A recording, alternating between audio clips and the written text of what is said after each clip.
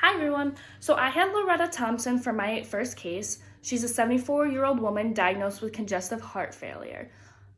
Just as a reminder, congestive heart failure does have a variety of symptoms, including pitting edema in both lower extremities, low blood pressure, decreased concentration, bradycardia, heaviness in chest, wheezing, and shortness of breath. Because Loretta had a variety of interests I can incorporate in my home, I decided to incorporate a lot of games and activities that she can incorporate with somebody because another one of her goals was participation in social activities. So another thing that I also wanted to point out before I began showing you guys my 5 little items or activities that I could do around the home with Loretta. She also owned a small business outside of her apartment. And with this, and knowing my dad owns his own business, a lot of cleaning takes place. So really focusing on the cleaning aspect too, making it a lot easier for Loretta. I incorporated an energy conservation handout sheet for one of the home programs. So I'll just show you like a little quick example of something that you could do with somebody with shortness of breath that makes cleaning a little bit easier. So the first activity I wanted to show you guys is this lovely gaming system I have. So all you do is just turn it on the side, and then there's 2 joysticks because you can play with a family member, anybody. So this would be cool to even, obviously it was probably unrealistic to have it in certain settings, but because we're in the home, I have it here. So there are 2 buttons. One's a 1-player option, one's a 2-player option. So for this stake, we're gonna pretend that Loretta has a family member that she can participate in this with. So we would always pick a game, press the 2-player button. With this, I'm really looking at her standing endurance, and obviously I'm gonna bring up a chair behind her just in case she does get tired from standing. But this is kind of gonna mimic like her standing at the counter, doing dishes, just standing at the counter, talking with friends, talking with family members, brushing your teeth, stuff like that. Another thing that I wanted to focus on with this activity is the idea of her decreased concentration. A lot of these games really makes you think and has quick reaction time, but with somebody her age, kind of want to make it fun and not too stressful. So there's a variety of different games from easy to hard that you can choose from. So that's one activity. So let me turn this off. Another activity I actually incorporated in my 5-day treatment plan was the game of Uno. So I did this for about 15 minutes in my treatment session in my 5-day intervention plan. So you just take out the cards. She play this with her grandchildren because in the case it did say that she had a good relationship with her grandchildren, the ones that live close to home with her. And I specifically did this to focus on standing as well. Play this while you're standing, sit when you need a break. The same thing with the gaming system, the arcade system over here, really looking on how long she can stand for. And really these are more functional activities because you can mimic, like I said, brushing your teeth, standing at the counter doing your dishes, stuff like that. So that's another game. And this also is going to work on your concentration because you really have to focus on what card do I need to put down in order to win. And saying the word Uno when you have 1 card, that's another thing that even I forget to say sometimes. So that's another activity for Loretta. Okay. And then the third activity I have for Loretta would be my dartboard. The batteries, I think, yeah, they don't work, but basically it's just the generic dartboard. With this, you can play up to 4 players.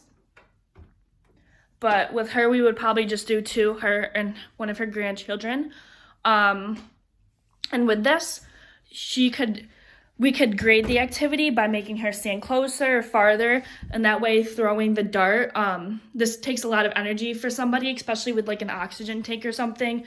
Really figuring out where to put the oxygen tank for somebody with this because of their shortness of breath. And another thing is that the concentration again, figuring out where I should put the dart in order for me to win. So that's the third activity. So the fourth activity is another activity that I actually incorporated in my home program for my case. So I found a site for my home program that's called 7 Best Yoga Poses for Seniors and Adults. So it includes the upward salute, the tree pose, the child's pose, the hero pose, mountain pose, etc. And this website that I found actually shows ways that you can grade the activity from standing to sitting. In yoga, there's 5 benefits to yoga. It states controls hypertension, so because of her blood pressure. Another thing is improving respiratory health, so that's another big thing. Increasing mobility, reducing stress, and encouraging sleep. So I have a yoga mat right here in this room, and I would use this possibly as a preparatory method just to get her moving, get her blood flowing, and understanding her limits before we begin the session that day. So I can't move my camera like this, but these are some of the poses that you can do. So there's tips on how to participate in these poses. So like for example, hero's pose, there's best pose for circulation. You would wedge a rolled blanket under the thighs for support. And then another thing was balance. So with the mountain pose, you would stand with your feet slightly separated for more balance. So these are just some poses that incorporate safe ways for somebody at the age 74 years old participating in yoga. Obviously, they're not going to be as flexible unless they've been doing it for a long period of time, and because of shortness of breath, she may become frustrated easily. So being able to grade an activity like this is going to be really beneficial for a client. So for my last activity, as I said in the beginning of the video, she has a shop outside her home that obviously she needs to work on cleaning with. I didn't mention this in my case, but I actually thought of it looking around my house. In one of the energy conservation sheets that Dr. Bacon actually gave us in adult. So you guys have all seen this. It's a Swiffer Wet Jet. With this, you would just put it underneath here. Honestly, I don't have to do much bending to even grasp, like versus taking a whole mop and having to squeeze the water out. All I have to do is just take the Swiffer and grab it like this. And I can even drop the Swiffer thing and just place it right on here and then just begin cleaning. This will work on range of motion, a lot of energy, standing.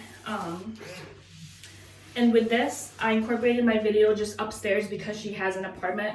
So say this were her bathroom, and the room I was just in was like her little room that was incorporated in her living room as an activity room. So yeah, so here's just a refresher as to what I did. So I incorporated the arcade machine, Uno, the darts machine. A lot of those are covering the same basis. I incorporated yoga, and then something that's a little less fun, but you can incorporate the Swiffering with music, have her listen to music while she's doing it, make it a little bit more client-centered by incorporating songs that she likes. So I hope you guys enjoyed watching. Thank you.